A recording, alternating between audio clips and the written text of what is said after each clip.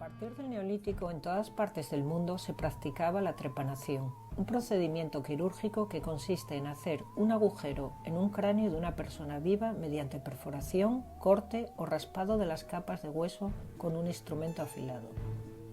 La finalidad de esta intervención sería mitigar el padecimiento causado por un traumatismo o una enfermedad neurológica. Diversos antropólogos han analizado los cráneos de individuos trepanados obteniendo una conclusión relevante. La civilización inca aparece como la mayor experta en esta técnica, con tasas de supervivencia que se sitúan en torno al 75%. Estos precursores de la cirugía fueron refinando sus procedimientos, evitando perforar la membrana protectora cerebral y las áreas cubiertas de músculo con mayor sangrado. Asimismo, la utilización de instrumental de piedra estéril disminuía la probabilidad de infección, a la vez que el dolor de la intervención era mitigado con la utilización de hojas de coca, brebajes y conjuros propios del entorno mágico y ritual en el que se realizaban estas prácticas.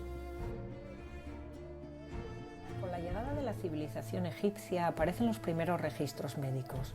En documentos como el papiro Ebers, escrito en el año 1536 a.C., se describen en sus más de 20 metros de longitud una serie de enfermedades y sus tratamientos, así como una amplia gama de farmacopea que recurría a sustancias vegetales como azafrán, mirra, sábila, hojas de ricino, loto azul, extracto de lirio, jugo de amapola, resina, incienso o cáñamo para tratar enfermedades de diversas especialidades como la ginecología, gastroenterología, dermatología, urología y oftalmología, así como el primer esbozo de la depresión clínica y la demencia. Los relieves y restos momificados demuestran la existencia de importantes conocimientos médicos, además de una notable especialización y jerarquización de la profesión médica, ligada aún al carácter sagrado y mágico del arte de la cura. La medicina jamás habría llegado a convertirse en una ciencia sin las indagaciones de los primeros filósofos griegos de la naturaleza, que buscaban una explicación natural de todos los fenómenos. Se produce el paso del mito al logos, al que la medicina no es ajeno, dejando atrás los elementos mágicos y místicos de la relación salud-enfermedad.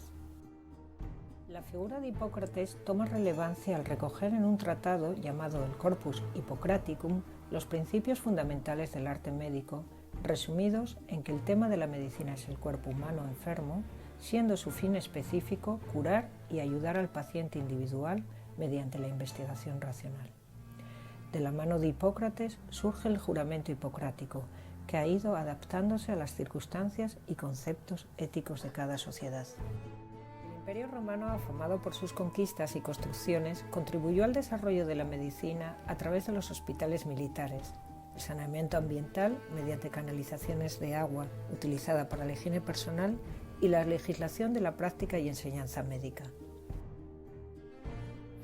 Claudio Galeno, anatomista e investigador, ha tenido gran influencia en la evolución posterior de la medicina gracias al voluminoso legado de sus obras en las que abarca todos los campos de la medicina, de una forma sistemática, estudiando los conceptos, la estructura del enfermo, la etiología, los síntomas, para clasificar y ordenar las enfermedades que son producidas por causas externas, internas y conjuntas. No en vano, su apellido ha sido adoptado como sinónimo de médico. El avance de la medicina occidental no fue ajeno al lúgubre escenario de la Edad Media, dominada por las creencias religiosas, donde la enfermedad era una respuesta divina a las conductas humanas. La práctica experimental, objetiva y racional fue abandonada para ser sustituida por la superstición y los amplios horizontes del poder sobrenatural. Sin embargo, la medicina musulmana supo aprovechar la literatura médica grecorromana para aplicar innovaciones e incluso correcciones, destacando figuras como Avicena o Averroes. Bajo esta influencia surge la escuela de Salerno, creada según la leyenda por un griego, un cristiano, un judío y un musulmán. A partir del siglo XV se produce en Europa una profunda transformación social, política y económica en la que los modelos clásicos griegos y romanos fueron tomados de nuevo como referente, rompiendo con el oscurantismo medieval. Una época de florecimiento cultural en la que la figura de Andrés Vesalio destaca como fundador de la anatomía humana moderna. Su obra, De Humani Corporis Fabrica, puede considerarse el primer tratado moderno de anatomía, tanto por su densidad como por su rigor expositivo, En esta obra se superan los múltiples errores de los escritos de Galeno, gracias a la aplicación de técnicas de disección que Vesalio ejecutaba con elevada precisión tras vencer las reticencias religiosas. En el siglo XVII el ser humano deja de mirar hacia atrás para proyectar la mirada hacia adelante. El horizonte médico-biológico se ilumina gracias al descubrimiento de la circulación sanguínea por William Harvey, en la que por primera vez un proceso orgánico es observado y descrito siguiendo un método basado en la observación, planteamiento de hipótesis, deducción y experimentación. En este mismo siglo, la fabricación del primer microscopio de lente simple por Leeuwenhoek, unida a su interés investigador observando todo tipo de muestras, permitió la observación de protozoos, glóbulos rojos, espermatozoides o bacterias. Durante el siglo XVIII se produjo un considerable avance en el reconocimiento de la importancia del entorno para la promoción de la salud de la mano de Johann Peter Frank, considerado el padre de la salud pública. A partir de este momento, paralelamente al desarrollo de la revolución industrial, surge una nueva tendencia sanitaria basada en la prevención de la enfermedad, la construcción de grandes hospitales, la consideración del trastorno mental como una enfermedad y la preocupación por los aspectos éticos de la medicina. La historia de la medicina no debe olvidar la figura de Ignaz Semmelweis, quien introdujo el lavado de manos previo a la revisión del paciente, aplicando además por primera vez la comprobación estadística a sus hallazgos. La investigación de Semmelweis partió de un hecho curioso y preocupante. Una sala del Hospital de Viena en el que trabajaba presentaba un índice de fiebre puerperal alarmante. Siguiendo un preciso método de observación, recopilación de información, cuantificación de datos y reflexión, concluyó que las parturientas de una sala fallecían en mayor proporción porque los médicos que diseccionaban cadáveres también asistían a los partos. A pesar de demostrar la eficacia de su método, sus ideas fueron denostadas por sus colegas, al considerar un ataque al acusarlos indirectamente de la muerte de sus pacientes. En 1876, Robert Koch demostró que ciertas enfermedades eran originadas por microorganismos. Su descubrimiento del agente patógeno de la tuberculosis promovió el desarrollo de la asepsia en las prácticas quirúrgicas. Además de la higiene y la asepsia, el otro granito de la medicina en el siglo XIX fue la introducción de las vacunas. La vacuna de la viruela de Jenner permitió luchar contra esta letal enfermedad, inoculando las raspaduras de este virus procedente de una vaca en un niño que tuvo fiebre durante unos días, pero sin desarrollar la enfermedad.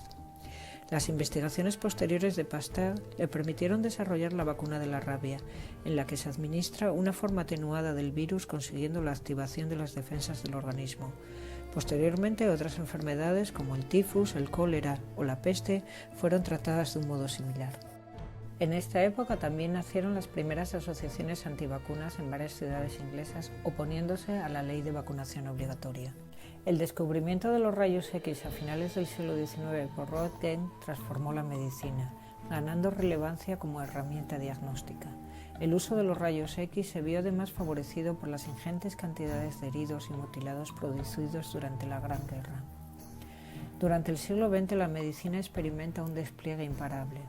Lance Steiner utilizó su propia sangre para realizar un experimento que le permitiría establecer los 4 grupos sanguíneos y su compatibilidad, aumentando la seguridad en las transfusiones. El 28 de septiembre de 1928, el científico Alexander Fleming descubrió que varias placas de Petri con cultivos de bacterias estaban contaminadas por un hongo capaz de eliminarlas. Había descubierto el Penicillium notatum, que años después se utilizaría en la producción de penicilina. En 1943 ya se comercializaban ampollas de penicilina, siendo una poderosa arma de los soldados aliados contra las infecciones, junto con otros antibióticos sintetizados en la época. Durante los últimos años, el avance de la medicina ha sido imparable, con el desarrollo de métodos anticonceptivos, las técnicas de fecundación in vitro, los trasplantes de órganos, el desarrollo de herramientas de diagnóstico como el TAC, la resonancia magnética y la imagen metabólica o el PET. El futuro de la medicina se vincula al desarrollo de la nanotecnología, la tecnología biomédica y la edición del genoma.